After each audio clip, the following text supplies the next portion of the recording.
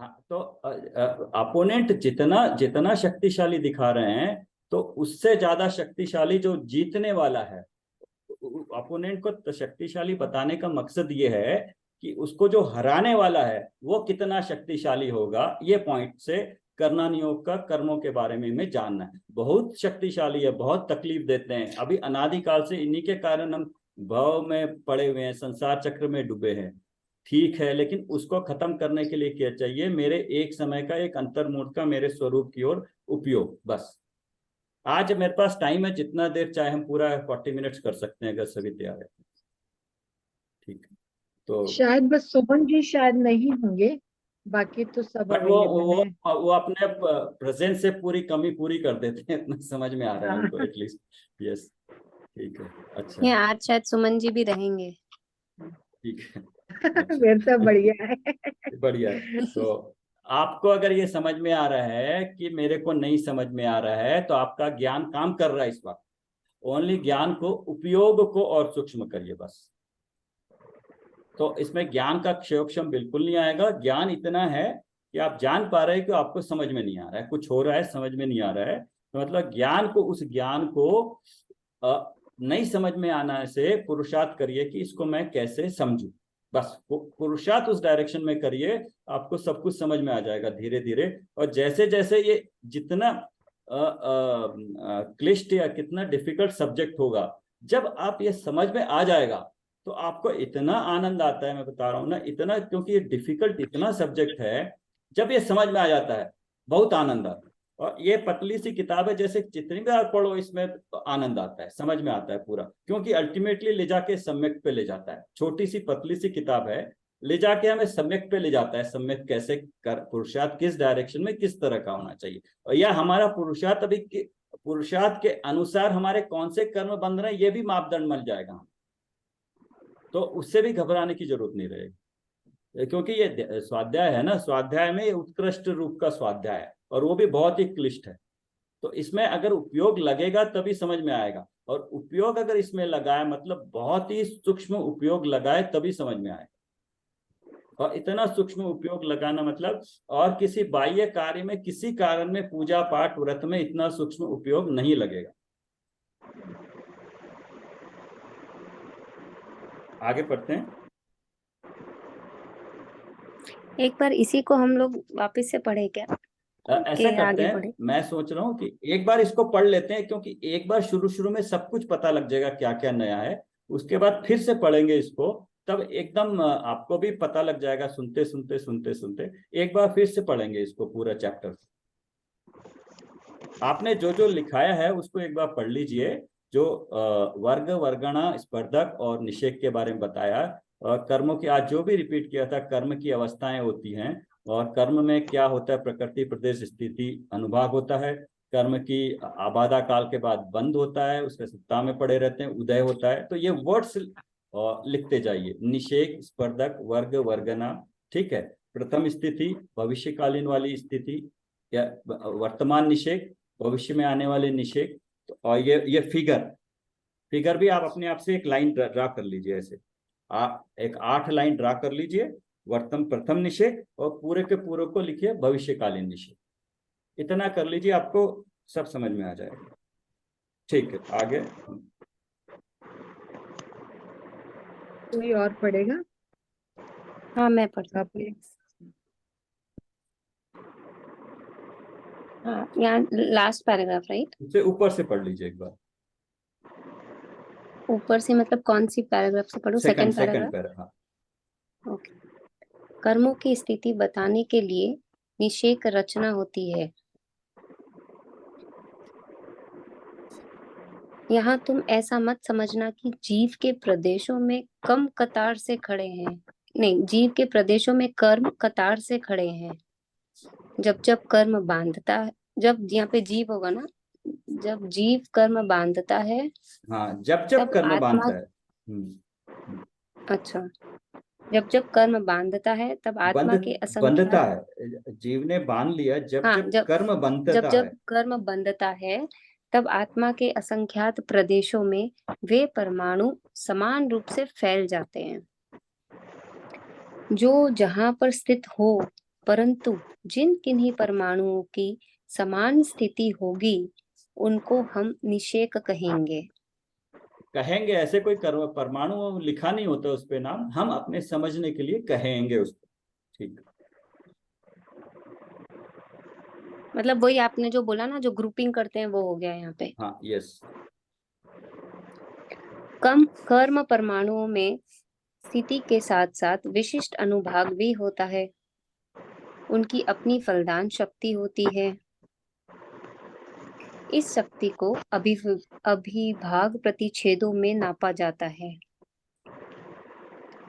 शक्ति के सबसे छोटे अंश को अभिभाग प्रतिच्छेद कहते हैं। कण परमाणुओं में उनकी शक्ति के अभिभाग प्रतिच्छेद होते हैं, इसलिए एक परमाणु को एक वर्ग कहते हैं। जिन परमाणुओं में अर्थात वर्गों में समान अविभाग प्रतिच्छेद पाया जाता है उन वर्गों के समूह को वर्गणा कहते हैं। हाँ, अभी मैं थोड़ा और इसको एलाबोरेट करूँ। आप सोच के देखिए, आप कोई भी लिक्विड है, दूध जैसे है, वो किस किस हिसाब से लेते हैं, उसका रेट कैसे होता है? लीटर में। लीटर में। तो लीटर आपकी अलग हो गई, और सबसे छोटा 1 ml होता है। ऐसे ही कोई सब्जी या अनाज लेते हैं, वो किस में होगा? केजी में। केजी में हो, तो उसकी सबसे मिनिमम यूनिट होगी 1 ग्राम। राइट, तो ये हो गया। और कपड़ा किस में लेते हैं? मीटर। तो हाँ, मीटर। तो अभी आपको पता चल गया। ऐसे ही फल देने की शक्ति को अविभाग प्रतिच्छेद बोलेंगे। ठीक, ओके, बढ़िया। सबसे कम अविभाग प्रतिच्छेद वाले वर्गों की वर्गणा को जघन्य वर्गणा या प्रथम वर्गणा कहते हैं। जिनमें एक अधिक अविभाग प्रतिच्छेद होगा, ऐसे वर्गों की वर्गणा को द्वितीय वर्गणा कहते हैं। प्रथम वर्गणा को नीचे लिखते हैं, द्वितीय आदि वर्गणाओं को ऊपर लिखते हैं। हाँ, इसमें अभी क्या बोला है, अभी वर्गणा पता लग गया हमें। तो जो सबसे छोटा है, तो सबसे छोटा मतलब अभी जैसे 100 रुपए का मान लिया, आजकल हमारे पास 100 रुपया मिनिमम हो गया मान लीजिए। तो 100 रुपये आजकल क्या हो गया, उसकी कीमत 100 रुपया से कम कोई नोट नहीं मिलती मान लीजिए। तो 100 रुपये क्या हो गया, जघन्य रुपया हो गया आज हमारे पास। उससे कम का कोई मिलता भी नहीं, लेता देता नहीं, कोई सामान भी नहीं मिलता है। तो वो जघन्य रुपया मतलब जघन्य वर्गना हो गई, कि उतना हमारे हमारे जितने परमाणु हैं उसमें सबसे कम अविभाग प्रतिच्छेद वाले परमाणु का ग्रुप कितने का है, तो उसको कहेंगे जघन्य वर्गन। हाँ, क्योंकि स्थिति के साथ इंद्रियों की अवस्था के, किस जीव में, किस पर्याय में, किस आयु के साथ जीव है, उसके हिसाब से उसके एक मिनिमम फल देने की शक्ति होती है। हमारी जितनी मिनिमम शक्ति है वो चौथे पांचवें इंद्रिय की असंगी की मैक्सिमम भी शक्ति नहीं होगी समझने की।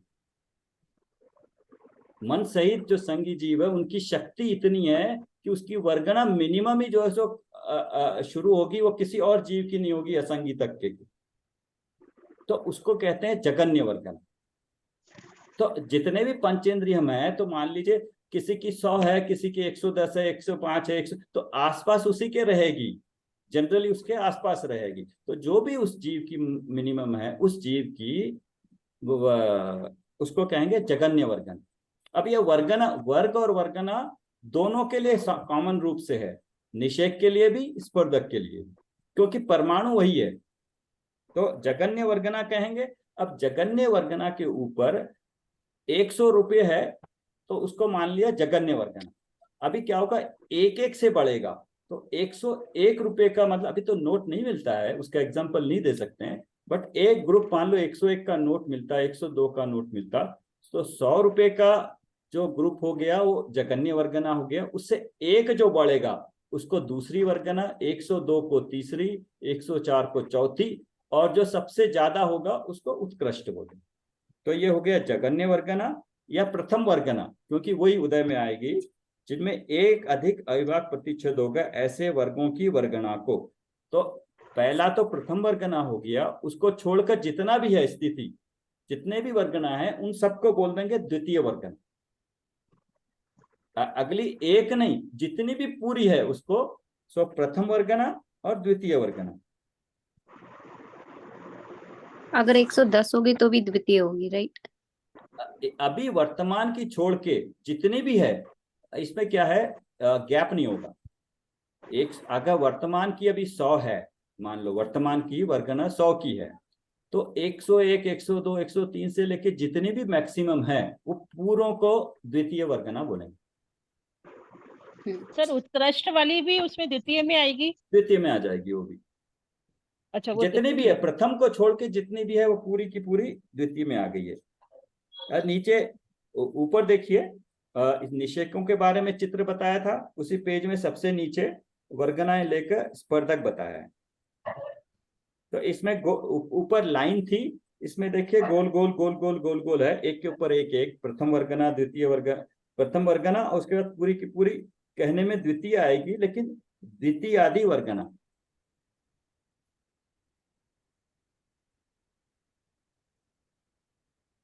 करेक्शन यहाँ पे नहीं, जो द्वितीय आदि है तो दूसरी तीसरी चौथी उत्कृष्ट वर्गना आएगा। करेक्शन कर लीजिए, एक मिनट, करेक्शन, सॉरी। जो एक एक बड़ा है उसको द्वितीय बोला, तीसरी वाली को तृतीय, चौथी पांचवी ऐसे उत्कृष्ट वर्गना, द्वितीय आदि वर्गना है। प्रथम वर्गना, द्वितीय आदि वर्गना। तो स्पर्धक के बारे में ये बताया, प्रथम निषेक, द्वितीय निषेक, तृतीय निषेक, प्रथम वर्गना, द्वितीय वर्गना, स्पर्धक के संबंध में, वर्गनाओं के रूप में स्पर्धक के संबंध में आएगा।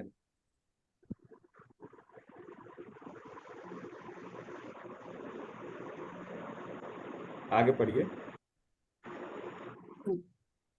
अनंत वर्गणाओं के समूह को स्पर्धक कहते हैं। वर्गणाओं के वर्गों के अभिभाग प्रतिच्छेद बढ़ते बढ़ते जिस वर्गना में दुगुने होते हैं वहां से दूसरा स्पर्धक प्रारंभ होता है। जब 3 गुणा होते हैं तब तीसरा स्पर्धक। अब अभी थोड़ा और है, ध्यान से दीजिए। अनंत वर्गनाओं के समूह को स्पर्धक कहते हैं।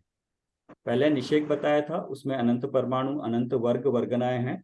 उसके बाद अनंत वर्गनाओं के समूह को स्पर्धक है। एक समूह में अनंत परमाणु नहीं है, अनंत, पहले अनंत परमाणुओं का एक एक स्पर्धक बना, और पहले बना एक 100 अनंत को 100 मान लीजिए, 100 स्पर्धकों का। यहाँ हम अविभाग प्रतिच्छेद बात कर रहे हैं स्पर्धकों के बारे में। तो 100 जिनका अविभाग प्रतिच्छेद है, 100 100 100 100, उन सबका एक वर्ग बन गया। उसके बाद किसी का 101 है, बहुत सारे परमाणुओं का 101 101 का मिलके एक ग्रुप बन गया। 102 103 104 ऐसे अनंत वर्गणाएं बन गई, तो उनका एक स्पर्धक होगा। तो पहला स्पर्धक कब तक होगा और दूसरा कहां से शुरू होगा? नेक्स्ट डाउट ये आएगा कि एक स्पर्धक में कितने परमाणु आएंगे, या एक निषेक में कितने। एक निषेक तो एक समय का हो गया, लेकिन स्पर्धक में क्या बोलेंगे, जिसमें जैसे सबसे पहले हमने 100 का वर्गना बनाया, 100 का एक वर्गना बनाई, तो जहां पे 100 101 102 103 से 199 तक पहुंच जाएंगे वो पहले स्पर्धक में होंगे, और जैसे ही 200 हो जाएगा वो दूसरे स्पर्धक हो जाएगा, जहां पे दुगना हो जाता है। जो शुरू में जगन्य था उसका दुगना होते ही दूसरा स्पर्धक, तिगना होते ही 300 होते ही तीसरा स्पर्धक। तो पहले में 100 से लेके 199 तक के स्पर्धक रहेंगे, और हर एक वर्ग में अनंत वर्गणाएं, परमाणु कर्म के परमाणु अनंत है। तो अनंत वर्गनाओं के समूह को स्पर्धक कहते हैं। वर्गनाओं के वर्गों के अविभाग प्रतिच्छेद बढ़ते बढ़ते जिस वर्गना में दुगने होते हैं वहां से दूसरा स्पर्धक प्रारंभ होता है। जब 3 गुना होते हैं तब तीसरा स्पर्धक। आगे पढ़िए। किसी एक समय में बंधे हुए परमाणुओं की जब हम निषेक रचना देखते हैं तब उसके प्रथम निषेक में परमाणुओं की संख्या सर्वाधिक होती है, परंतु अनुभाग सबसे हीन होता है।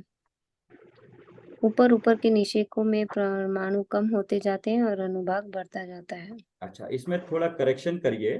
थर्ड लाइन में अनुभाग सबसे हीन होता है, इसको काट दीजिए, पेंसिल से काट दीजिए उसको, वो नहीं है वो। फिर चौथी लाइन में ऊपर ऊपर के निषेकों में निषेकों में परमाणु कम होते जाते हैं और अनुभाग बढ़ता जाता है, इसको काट दीजिए, और अनुभाग बढ़ता जाता है, इसको काट दीजिए। ये रूल एक्चुअली गलत है, गलत प्रिंट आउट हुआ है।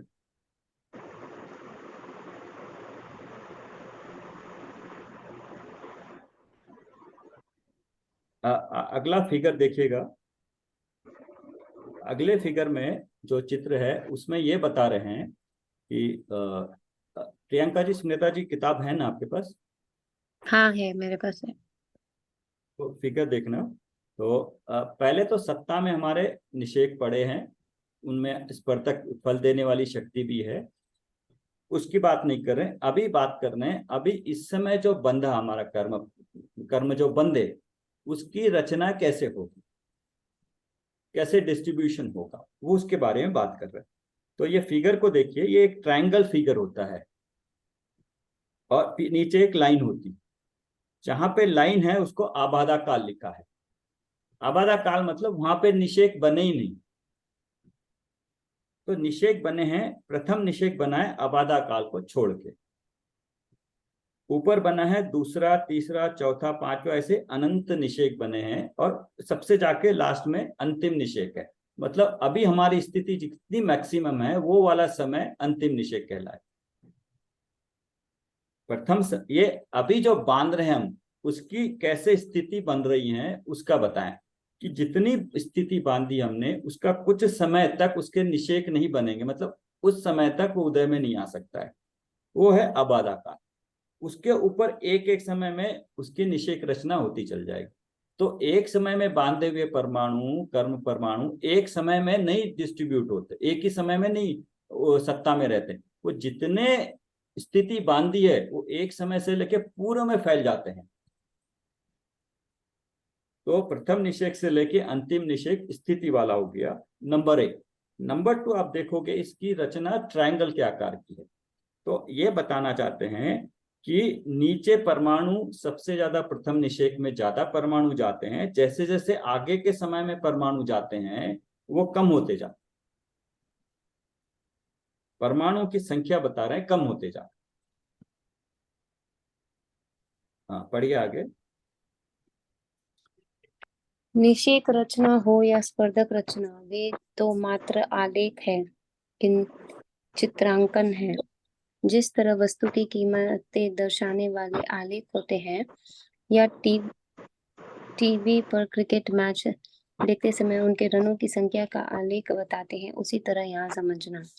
ये जस्ट रिप्रेजेंटेशन है, ऐसे कोई ट्रायंगल रूप में हमारे शरीर में परमाणु बिखरे हुए नहीं है, बट जो परमाणु है उसको समझने के लिए इस तरह से हम बता रहे हैं। रोज की जिंदगी में भी हर चीज हमें जो समझना होती है, तो कैसे क्रिकेट स्कोर है या किसी चीज का रेट होता है, तो लाइन में ड्रॉ करके ट्रायंगल से विभिन्न विभिन्न तरीकों से समझाते हैं ना, वो इसी तरीके से इसको समझने के लिए बताया। बढ़िया। प्रत्येक कर्म प्रकृति की अनंत वर्गना और स्पर्धक होते हैं। वहाँ मंद अनुभाग से लेकर तीव्रतम अनुभाग तक अनेक स्पर्धक बताने के लिए उपमा देकर, नाम देकर समझाया जाता है। एक तो वर्गनाएं, प्रत्येक कर्म प्रकृति की अनंतानंत वर्गनाएं और स्पर्धक होते हैं। मतलब अनंतानंत वर्गना है, अनंतानंत है, तो प्रत्येक वर्गना में अनंत परमाणु है, तो वो बहुत ही अनंतानंत का मतलब कोई हिसाब किताब ही नहीं है उसका। समझने के लिए जो उपमा मान है, इसका जो मैथमेटिक्स है वो समझना पड़ेगा, तब ये अनंतानंत का हमें भाव भाषण होगा। प्रत्येक वर्ग में, वर्गना में अनंतानंत पुद्गल परमाणु है, और एक वर्ग कभी भी एक पुद्गल का स्कंद अनंत परमाणु ही होते हैं उसमें, उसकी तरह की अनंत वर्गनाएं मिलकर एक समय का निषेक के स्पर्धक होते हैं। तो अभी स्पर्धकों को बताने के लिए उसमें फल शक्ति है, बस इतना बोल दिया। अभी उसको और थोड़ा डिटेल में बताना चाहते हैं कि मीठा तो हर चीज मीठी है, कड़वी तो हर चीज कड़वी है, बट अभी कड़वी बोलेंगे कि कोई नीम की तरह कड़वा है, उदाहरण देंगे ना हम कि थोड़ा कम कड़वा कितना है, कोई नीम की तरह कड़वा है, कोई जहर की तरह कड़वा। नीम का कड़वा है तो खा लेगा, थोड़ी देर के लिए उल्टी हो जाएगी या बीमार पड़ जाएगा, थोड़ी देर के लिए, मरेगा नहीं। लेकिन कुछ विष होगा, अगर विष उसने ले लिया, इतना कड़वा विष ले लिया कि उससे मृत्यु हो सकती है, तो वो उसकी वैरायटी बताने के लिए फिर यहाँ पे कुछ उपमाएं दी।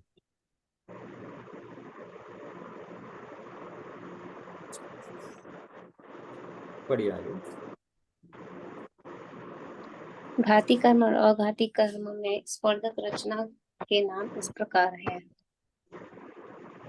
घाती कर्म में मंद से तीव्र अनुभाग वाले स्पर्धक के 4 प्रकार है। अभी आपने देखिए इसको 3 जगह अभी साथ साथ लिखते जाएंगे तो आपको क्लियर हो जाएगा, वरना 12 नाम है घाती अघाती में, कंफ्यूजन हो जाएगा। अभी से ही आप इसको जो घाती कर्म का टेबल बनाया था उसमें स्पर्धक लिख के उसके नीचे नाम लिख लीजिए, या घाती करके उसमें नीचे लिख लीजिए। वैसे इसमें आगे टेबल बना हुआ है, लेकिन अपने आप लिखेंगे तो आपको, जैसे 48 नंबर पेज पे है, देखिए आप अपने आप लिखिएगा इसको।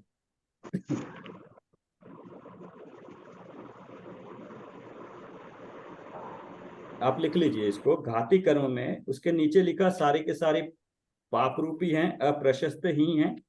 अच्छा, उसके नीचे लिख लीजिए शैल, उसके नीचे अस्थि, उसके नीचे दारू, उसके नीचे लता।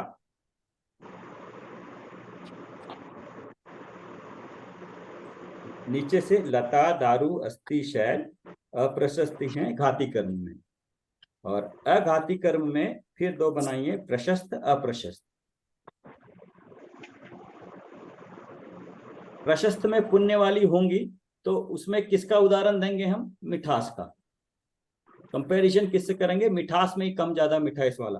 तो ऊपर से देखिए अमृत, नीचे मिश्री है शर्करा, उसके नीचे खांड, उसके नीचे गुड़। मतलब गुड़ सबसे कम मिठास वाला लिया, उससे ज्यादा वाली खांड है, उससे ज्यादा वाली मिश्री है, और अमृत है सबसे ज्यादा मीठा होता है, बताने के लिए कि कितना मीठा है, अमृत की तरह, इसके आगे कोई और मीठापन नहीं है। अप्रशस्त में आ जाइए, हलाहल, विष, कांजीर, नींबू।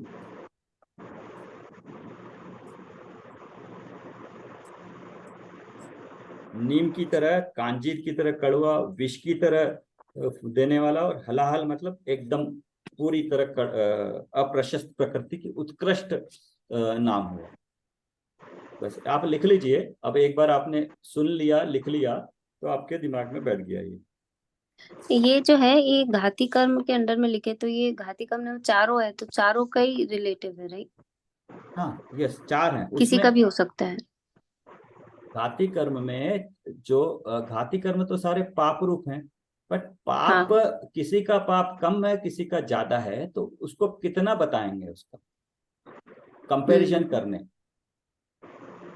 उसमें स्पर्धक कौन से वाले पाप रूप है, कौन से कम वाले। अब पाप पहले बताए, अब पाप में भी और 4 वैरायटी बता दो।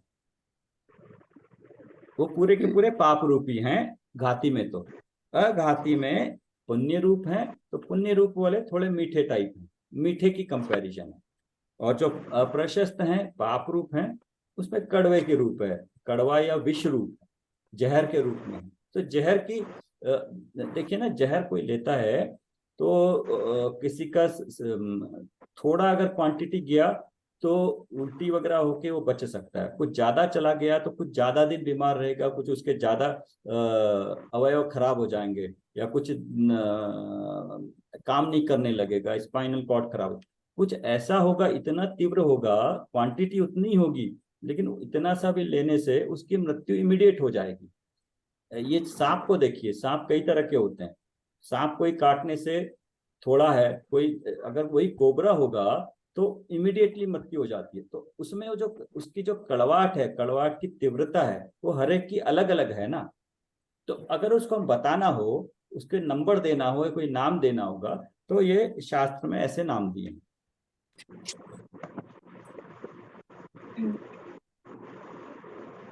हाँ, पढ़िए आगे। घाती कर्म के में मंद से तीव्र अनुभाग वाली स्पर्धक के 4 प्रकार है। लता भाग, दारू, काष्ठ भाग, अस्थि, हड्डी भाग, शैल भाग। लता यानी बेल नरम होती है, कठिन नहीं, वैसे इन स्पर्धकों में अनुभाग मंद होता है। लता से दारू यानी काष्ठ कठिन होता है, वैसे इन स्पर्धकों का अनुभाग अधिक होता है। उससे भी अधिक अनुभाग अस्थि काष्ठ भाग मतलब वाले और लता मतलब देखा है ना आपने, जो लता बेल चढ़ती है उसको बेल बोलते हैं, बहुत ही नाजुक होती है, जरा सा करे तो टूट जाती है। उससे आगे थोड़ी वाली उदाहरण दी है सूखी लकड़ी। काष्ठ मतलब सूखी लकड़ी, सूखी लकड़ी एकदम नहीं टूटती हाथ से, तो सूखी लकड़ी दिया है अनुभाग को। फिर आगे पढ़िए। उससे भी अधिक अनुभाग अस्थि भाग वाले और सर्वाधिक अनुभाग शैल भाग वाले स्पर्धकों में होता है। काष्ठ से हड्डी, हड्डी से शैल यानी शिला, पत्थर कठिन होता है, वैसे यहाँ भी समझना इसमें हर प्रकार के अनंत स्पर्धक होते हैं। हाँ, अस्थि मतलब हड्डी, हड्डी की तरह उससे ज्यादा उपमा में दिया है कि दारू, लता, दारू, अस्थि और फिर शैल। शैल मतलब पत्थर, शिला, शिला पत्थर, चट्टान। तो ये चार तरह के दिए हैं। चट्टान सबसे तीव्र अनुभाग है, तो पाप रूप है, तो पाप रूप में तीव्र भयानक होगा। लता वाला बहुत हल्का होगा। नीचे से ऊपर की तरफ जो लिखा है आपने, उसकी तीव्रता बढ़ती है। पुण्य पाप में तीव्रता बढ़ेगी तो दुखदायी होगा, प्रतिकूल परिस्थितियां होगी। और अगर पुण्य प्रकृति में बढ़ेगा तो मीठापन बढ़ता जाएगा। हाँ, आगे पढ़िए। इस तरह ज्ञानावरण, दर्शनावरण, मोहिनी और अंतराय कर्मों में तीव्रता की अपेक्षा शैल, अस्थि, दारू व लता ऐसे अनुभाग के 4 स्थान पाए जाते हैं। जब किसी कर्मों में चारों ही प्रकार का अनुभाग बंद होता है तो उसे चतुर्स्थानगत बंद कहते हैं। ठीक है, आज यहाँ रुके क्या, वरना बहुत हो जाएगा, या आगे हाँ। बढ़े? ठीक नहीं है, नहीं बस। हाँ बस ठीक है। तो चार नाम, नाम तो आप इन्हें लिख भी लिए हैं, चारों के 12 नाम लिख लिए हैं। तो प्रशस्त, घातिया, अघातिया, अप्रशस्त, अघातिया में प्रशस्त, अप्रशस्त, और हर एक के 4 नाम, 4 उदर, प्रशस्त के 4 मीठे रूप में है वो, और वो कड़वे रूप में है अप्रशस्त में, अघातिया में अप्रशस्त कड़वे रूप में है। घातिया में तो पूरे के पूरे कड़वे रूप में। लेकिन घातिया का कड़वा रूप और अघातिया का कड़वा रूप दोनों अलग अलग हैं, दोनों के नाम अलग अलग, ये देखना। घातिया के कड़वे रूप जो दिए हैं 8 अप्रशस्त का और अघाती के अप्रशस्त का, दोनों की जोड़ी चौकड़ी वहीं पे रखना। घातिया में हलाहल यूज मत करना, ये है। हाँ, और अघातिया में लता दारू यूज नहीं करना है स्पर्धक में। तो जिसका जहां पे दिया उसी अपेक्षा से उसको यूज करना है। तो इस तरह अभी बता रहे हैं, अभी तो ये रूल हो गया, अब इसको प्रैक्टिकली क्या हो रहा है बता रहे हैं। इस तरह ज्ञानावरण, दर्शनावरण, मोहनीय अंतराय कर्मों में चारों घातियां हो गई। तीव्रता की अपेक्षा, तीव्रता की अपेक्षा शैल, अस्थि, दारू व लता ऐसे अनुभाग के 4 स्थान पाए जाते हैं। जब किसी कर्म में चारों ही, अभी ये बता रहे हैं किसी के कितने होंगे, क्या होंगे, वो गुणस्थान की अपेक्षा भाव के अनुसार हर एक के अलग अलग हो सकते हैं। चारों भी हो सकते हैं, जब सम्यक्त होता है तो उसको दो ही हो सकता है, क्योंकि उस पर अनुभाग कम हो जाता है। तो अलग अलग हो सकता है, द्विस्थानगत भी हो सकता है। ये यहाँ बताया जब चारों होते हैं, चारों ही प्रकार का अनुभाग होता है, तो उसको चतुस्थानगत कहते हैं। 4 स्थान वाला, कि चारों मतलब शैल, अस्थि, दारू व लता सबसे कम से लेके सबसे ज्यादा के बंद हो रहे हैं, बताएंगे चतुस्थानगत। तो इसको 12 वो नाम हो गए। अभी आप ये कर लीजिए चतुस्थानगत, इसको भी एक अंडरलाइन कर दीजिए, तो ये नया वर्ड हो गया यहाँ पे।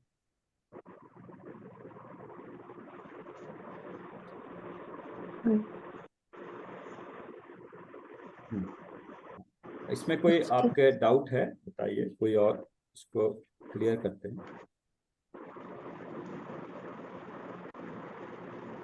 ये वाला ही है जिसमें नए नए शब्द हैं। एक बार शब्द समझ आएंगे तो उसके बाद तो फिर लब्धियां ही हैं, वो समझ में आ जाएगी आसानी से। इसमें कोई शंका या डिस्कस या कोई कमेंट?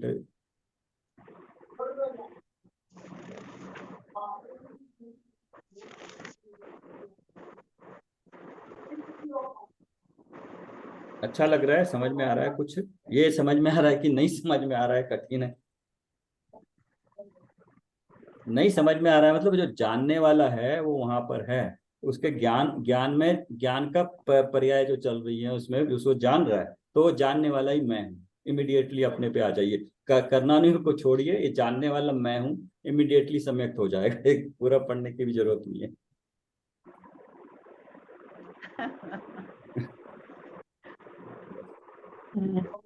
सर कल कोटेशन हुए थे क्या? हाँ कल मैंने आज के हो डाला, गए थे, हाँ कल के तो हो गए थे। तो मैं आज डालती हूँ। एक ये सुनीता जी ने डाला था। हाँ एक ये था, यस, उपयोग का पर से हनन नहीं होता, इसका अर्थ क्या है? तो ये इससे थोड़ा मेरे को इसको नहीं समझ में आया। प्रवचन सार गाथा 172 में आलिंग ग्रहण के 9वें बोल में उपयोग का पर से हनन नहीं होता ऐसी बात आई है। हनन अर्थात नाश। मुनि को चारित्र दशा होती है, वे स्वर्ग में जाते हैं, वह चारित्र दशा तो नाश को प्राप्त होती है। तो भी स्व के लक्ष्य जो उपयोग हुआ था वह नाश नहीं होता, स्व के लक्ष्य से उपयोग हुआ है वह तो अप्रतिहत हुआ है, नाश नहीं होता है।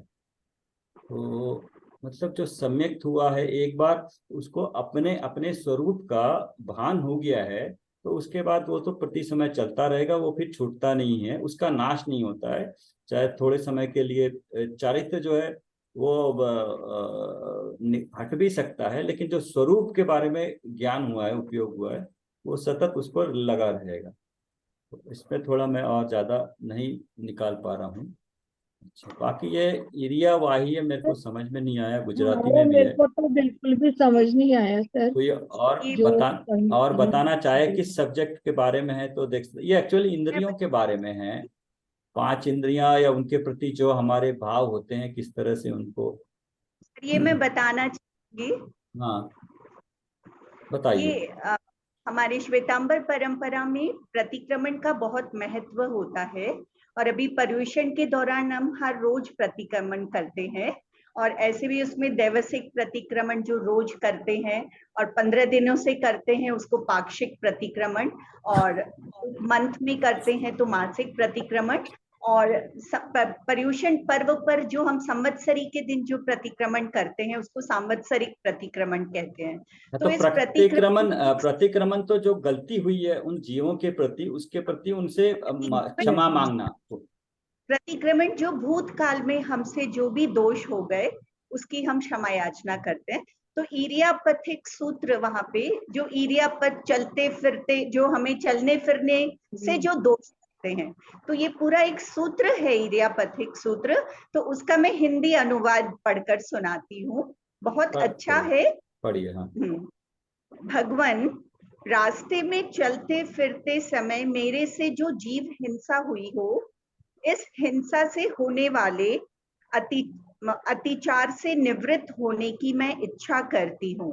मार्ग में आते जाते समय भूतकाल में मैंने यदि किसी जीव को दबाया हो, कुचल डाला हो, किसी जीव सहित बीज, हरी वनस्पति, ओस की बूंदें, चींटियों के बिल, 5 वर्ण की फूलन, सचित्त पानी, सचित्त मिट्टी तथा मकड़ियों के जाल आदि को दबाया हो, कुचल डाला हो, जीव हिंसा की हो, एकेंद्रिय, द्वेंद्रिय, तीन इंद्रिय, 4 इंद्रिय, पंचेंद्रिय वाले जीव को चोट पहुंचाई हो, उनको धूल आदि से ढका हो, जमीन पर उनको आपस में मसल कर इकट्ठा कर उनका ढेर किया हो, उनको कष्ट पहुंचाया हो, मृतवत कर डाला हो, भयभीत किया हो, एक स्थान से हटाकर दूसरे स्थान में अयत्नापूर्वक रखकर उनका जीवन नष्ट किया हो, इस प्रकार जाने अनजाने जो भी हिंसा मुझसे हुई हो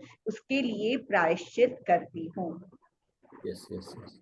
अच्छा, यही भाव रोज करते हैं, इसमें भी करते हैं अपने, क्या हाँ। मेरी भावना है या सामायिक पाठ में भी ये रोज की अच्छा। जो भी दोष लगाए हों वो सारे मिथ्यात्व हो करके में एक शब्द का चित्रित किया गया है कि हम हाँ हिंसा कर रहे हैं, जो बढ़िया हमसे बढ़िया। भूल हाँ हो गई। हाँ, तो रोज जितने भी हमारे जाने अनजाने में गृहस्थ अवस्था में जितने भी किसी के प्रति विराधना हो रही है जीव के प्रति, उसके प्रति हम क्षमा भाव धारण कर रहे हैं, अच्छी बात है। भूत में इसी तरह भविष्य के लिए भी करते हैं, कोई गलती ना हो करके। यस, भविष्य के लिए जो करते हैं वो प्रत्याख्यान, प्रत्याख्यान वर्तमान है। की आलोचना होती है, और यस, भूतकाल के किए हुए दोषों के लिए प्रतिक्रमण करते हैं। सो वही प्रतिक्रमण, आलोचना और प्रत्याख्यान। यस, ये अच्छा है भावों को निर्मल करने के लिए प्रति समय और ये सावधान रहने एक्चुअल के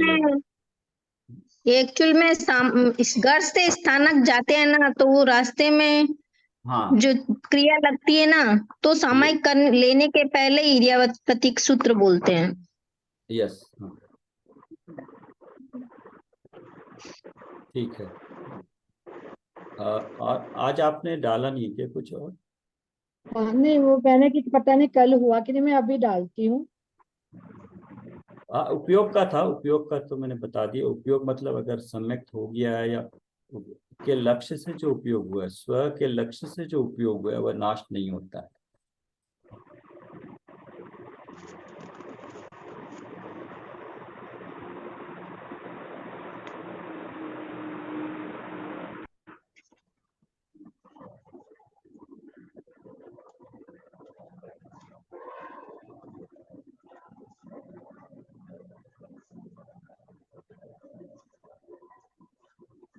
ठीक है, वो स्वपर का आप देख रहे हैं ना, वो पर का, स्वपर का, ये सारा जान के हमें उसमें सब जानने के बाद स्व पर ही निकालना है। पर को पर रूप, स्व को स्वरूप जान के स्व को ग्रहण करना है। तो लक्षण जानने चाहिए, तो लक्षण को देखते रहना चाहिए। वो लक्षण देखते हैं तो हमें धीरे धीरे धीरे धीरे प्रैक्टिस में भी कैसे उन लक्षणों को ध्यान में रखना है। तो कैसे पता चलेगा कि जैसे कोई सब बैठे हम लोग, तो हमको देख के क्या लगता है किस हिसाब से पंचेंद्रिय जीव है, तो पंचेंद्रियों का जो उपयोग हो रहा है हमारा, तो उसको देख के ये लगेगा कि यहाँ पे, हाँ यहाँ पे जीव है, यहाँ पे जीव है। सब जो बैठे हैं जिनका पंचेंद्रिय उपयोग चल रहा है, उसको देख के लगेगा कि ये जीव है। तो जीव उपयोग लक्षण वाला है। तो हर कोई यहाँ पे जीव है, जो एक इंद्रिय वाला भी जीव है।